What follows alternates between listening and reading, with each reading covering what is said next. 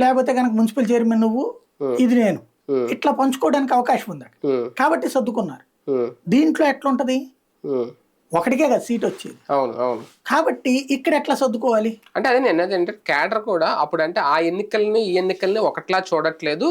కానీ అప్పుడు పరిస్థితి చూసి పవన్ కళ్యాణ్ గారు బాబు గారు లేదు వీళ్ళిద్దరూ ఈజీగా సర్దుకుపోతారు ఒకసారి మాట్లాడితే అని అనుకుంటే సీన్ రివర్స్ అయ్యిందా? ఆ ఎన్నికలు ఒకలా క్యాడర్ చూడలేకపోతున్నారు అంటే వీళ్ళ చూపులో తేడా ఉందంటున్నా నేను.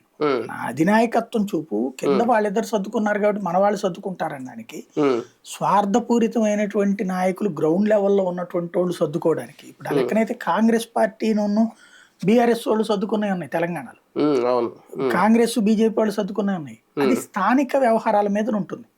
దాన్ని దీన్ని ఒక ఘాటన కట్టలేము. ఇది ఒక నియోజకవర్గ స్థాయి. అంత తెలియని అమాయకుడు ఏం కాదు చంద్రబాబు నాయుడు, తెలుసు కాబట్టి తర్వాత వాళ్ళే సర్దుకు చేస్తారులే ఉందనేటువంటి రూట్ లో ఉంటారు. అయితే గ్రౌండ్ లెవెల్ ఎట్లా ఉంటది అంటే ఇక్కడ ఈ ముగ్గురు పొత్తు వలన ఒక పెద్ద కన్ఫ్యూజన్ ఉంటది.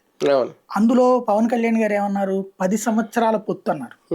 దీని వల్ల అసలు సంక్షోభం ఉంది. ఫర్ ఎగ్జాంపుల్ నాదెళ్ల మనోహర్ తెనాల్లో పోటీ చేస్తున్నారు. అక్కడే ఆలపాటి రాజా ఇంతకుముందు ఎమ్మెల్యే మంత్రిగా కూడా చేశారు. ఇప్పుడు నాదెళ్ల మనోహర్ని మనస్ఫూర్తిగా రేపొద్దున ఆలపాటి రాజా గెలిపించారంటే తన 10 ఏళ్ల రాజకీయ జీవితం సమాధి చేసుకోవడమేగా. ఇప్పుడు ఇంత పొత్తులోనే బలంగా అవతల తీసుకుంటే రేపొద్దున ఇంకెందుకు ఇస్తారు సిట్టింగ్ ఎమ్మెల్యే సీట్ అవతల వాళ్ళు? అంటే ఈ టర్మ్ 2029 2034 ఆలోచించాలి.